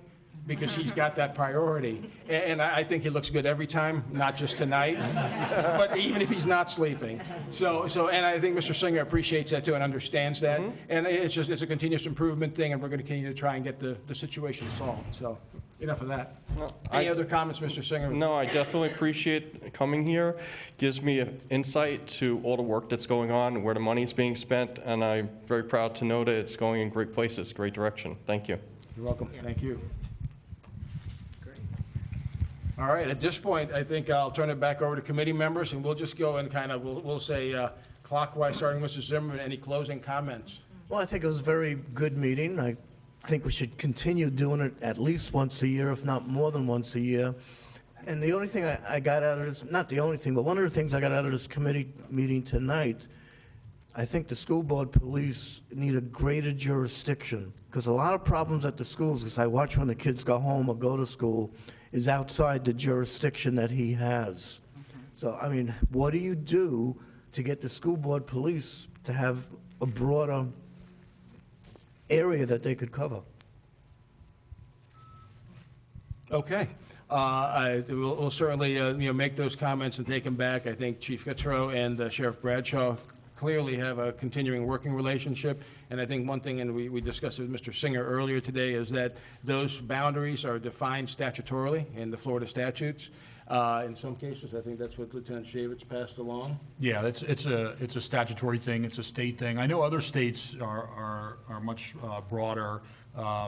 Actually, you mentioned you're from Texas. In Texas, a police officer has jurisdiction anywhere in the whole state. Not that they would take action, but I don't want anyone here to think that it's a major hindrance, because all we do is get a phone call from them and say, hey, we need to go over here, and as long as one of us is with them, now they have jurisdiction as long as one of us is there. So we're able to negotiate it and work around it. It's not a major hindrance.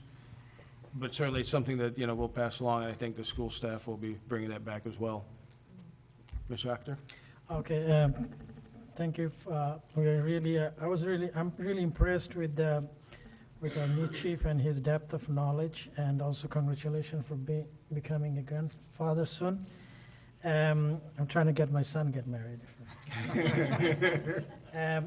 Since we're the 10th largest school district, I think we need to, I agree with our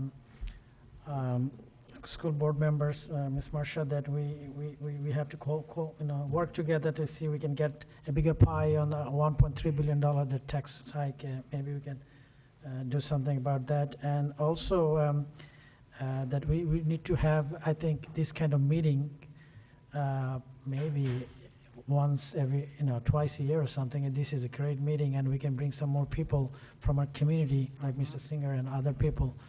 And thanks Village for hosting it. Thank you. Okay, thank you. Mr. Herman? So over the past year since we last had this discussion, I think I personally have seen a lot of changes in the schools. I think it's great. There's been, one way in and out. The door's locked. You have to get buzzed every time you want to go in.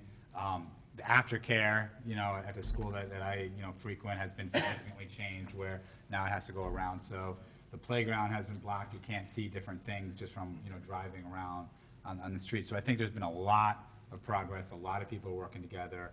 And, I thank you, and I'm happy to be part of it as far as this committee. I look forward to continuing to make additional progress. Hopefully we can work together on some issues as well. And I agree. I think that this is something that perhaps we can try to do more than once a year, talk and discuss and move forward on plans, and work together as a village and a community to make the changes that need to be made. So thank you again, and thank those who came out tonight. Ms. Hutman?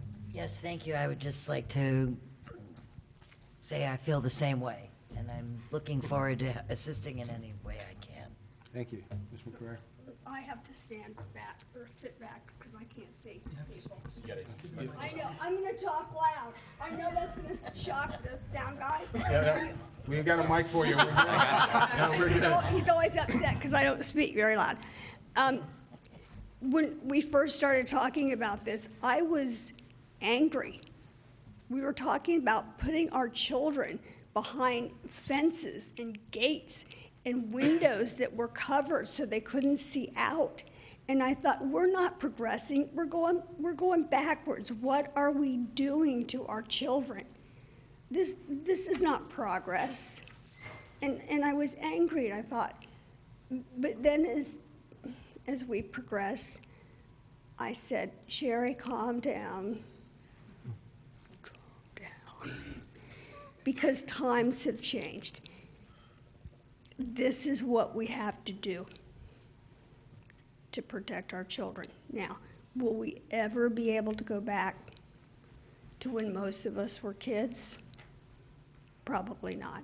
I don't know. I hope and pray maybe one day. I went to a school and I walked in, and it was not here in this village, but it was in a village close by. And this was several years before Marjorie Stoneman. And I walked in, and it was a courtyard, and then the classrooms were around it. Have you ever been to MCC Miami? You've been to a federal prison? That's what I felt like. I walked into the courtyard, and it was empty. And when you you've been to MCC Miami?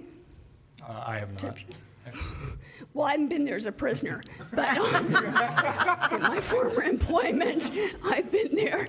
And you walk in, and you're in a big courtyard, and then the cells are all, the prison is, and so when I walked into this, so when we're talking about this today, I felt like we are putting our children in prison, and it made me so sad. I wanted to cry. But and then I was mad. But I realized that's where we're at today. And so this is what we have to do. And so I thank you, even though it makes me so sad, for your hard work and what you do to protect our children. So thank you, and thank all of you for coming tonight. I'll second that.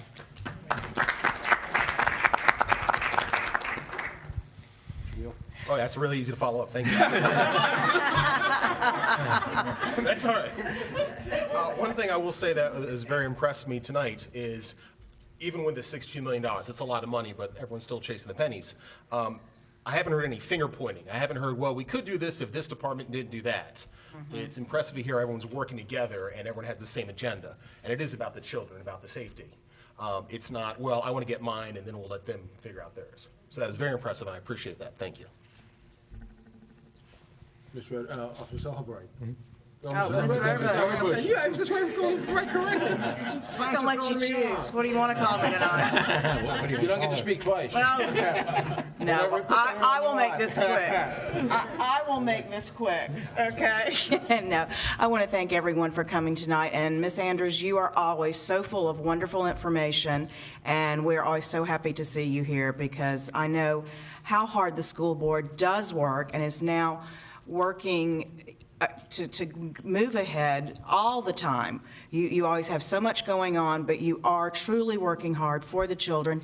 And as a teacher in this community, looking at hearing what they were saying, we've seen changes, the single point of entry, absolutely. I feel completely safe at my school, Wellington Elementary. It is sad when I'm sitting there with 7-year-olds and the windows are dark and they're sitting there and their little innocent faces, and I'm just sitting there smiling at them, and they think it's because a tornado might be coming, or we're practicing for a tornado. What are we going to do when we're all in the bathroom together? But they have become used to it, and in a way that is sad. But really, I look at it and say, they're still innocent. Let's keep them innocent, but let them be prepared. And that's what we're doing. We are preparing them, and we're not robbing them of anything. We sit there and smile at each other, and when we hear the principal come on and then take us to the next code, they know exactly what to do, and then they go on with their day. And that is the nice thing about the younger children. They're not as informed as the older children, but I feel completely safe. I know that everything we have talked about here tonight is something that I would like to share with parents. And I think, and the parents, we have a lot of involvement in this community. And, I know we wouldn't want the whole room here to be completely overrun, but meetings like this, I think, are important to share with parents, to put aside some of their fears, and also to help them communicate with their children too. And so parents understand more, and because parents have a lot of questions, but I think that's something too I would like for parents to be notified or aware of what is going on, because there are a lot of good things, and like you said, no pointing fingers, and that's very important. That was actually long, I'm sorry. But thank you everyone for being here. It's not that long. Yeah, it was too long. Yes, thank you, Ms. Paul and Chief, for your presentation. As a board member, excuse me, as a school board employee, it was very informative for me to even learn about what you're doing. So I'll second here in that not only sharing with parents, but also with staff, what you're Yes. doing. Also, firsthand, unfortunately, we've seen the tremendous support and response from all of the public safety resources at Palm Beach Central, even on a day-to-day basis, not even under catastrophic situations. We see the police forces come together at any given moment, and no one is ever really worrying about stepping on toes. I've never seen that, no, we can't do this or that. What can we do together? So I just want to just reaffirm that that does not seem to be a problem in my school site. The other thing I wanted to respond to Ron's, I guess, first question about how are the kids responding. I'm very interested personally and as an employee at Palm Beach Central of what the chief's survey for the kids' responses to our code reds. We have a skewed reaction at Palm Beach Central, I believe. We've had so many hundreds of our kids have to respond under real situations. So probably our high schoolers, not only because of our situation at the football game, but many of them had close ties to students at Stoneman Douglas. It is taken very seriously. At our school this week, we had 3 drills alone where they responded without any notice, twice during a lunch period. And if you've ever been on our campus, we have a very large and welcoming, I hope, courtyard area where kids hang out and enjoy their lunchtime experience with each other. And if I can speak on behalf of our principal, he timed in 2 minutes. We cleared an entire courtyard of over 1,500 kids into safe, secure locations. So I'll just speak to that the high schoolers seem to realize the gravity of the situation, but unfortunately, many of our students have had to respond to a real-life tragedy at that football game. So we'll see what happens. But I do also encourage the dialogue that we have opened up between these two groups, and I too would love to see more public participation here. Yes. We're all somewhat in the know, and we would love for other people to feel more assured of all the efforts that are going toward the safety of our students. So we thank you, especially the village. Thank you. Mr. Weber. Thank you. Ms. Andrews, Ms. Paul, Chief Kitzero, I appreciate you coming here today and answering our questions. Staff, thank you for putting this together. That all sounds weird when it says staff. But I appreciate how much you guys do on a daily basis to make the school safer and to make sure that the Village of Wellington is working with the schools, with the school district, with the PBSO. Principals, thank you for being here tonight and appreciate all the hard work that you guys do on a daily basis. And I'll just say, to prepare for today's meeting, I went back and watched parts of our meeting from a year ago. And I think there was a healthy skepticism that we would be able to accomplish the hiring of police officers, the hardening of schools, the improvement in equipment and automobiles. And healthy skepticism might be generous. But you guys have done an amazing job, and it's really everybody rowing in the same direction. And I think that one of the reasons parents are a little less worried today than they were a year ago is because of everything you've done. So on their behalf, thank you. Ms. Gillespie? I also want to thank you all for taking the time to come out, and everybody in the room. It's everybody has a vested interest in the children, and as the summer approaches very rapidly, I don't know if that's perhaps an opportune time. This is an extremely popular school district, well-deserved, and so we will have a lot of new students coming in and new people to acclimate. And I love the website opportunities for people as they go school shopping, district shopping. There's a lot of people moving in to the county, and so I really appreciate all of the elements that are on the website. You've got some really excellent methods of communicating what is going on here to parents, and so I encourage that, and I don't know if anything else is going to happen this summer in terms of acclimation of students and parents, but I appreciate all of the effort that everybody is setting forth. Thank you. Ms. Hayden? So, in the interest of time, I too am impressed with all the progress that's been made, and Chief, you are a breath of fresh air from a year ago. Thank you. And Ms. Andrews, thank you for all you do, and Ms. Paul, welcome to the district, and thanks. Ms. Bolander? I'd just like to thank you for the excellent presentation. It was very enlightening, and I would also like to say that usually people say take baby steps, but thanks to the public support of the penny sales tax, which passed at 72%, I think it was, and I never thought that would happen. So I'm really excited about that, and now I think rather than taking baby steps, you've been able to take at least middle school steps. Yeah. Thank you. All right, seeing no other comments, I think it's late. We have a lot of principals still in the room, and they've got to get up early tomorrow and teach our kids. So with that, I think we're going to adjourn this meeting. Oh, wait. Make a motion to adjourn. Okay. I wasn't going to ask for one, but great. Anybody want a second? I second. Motion? Great. Awesome.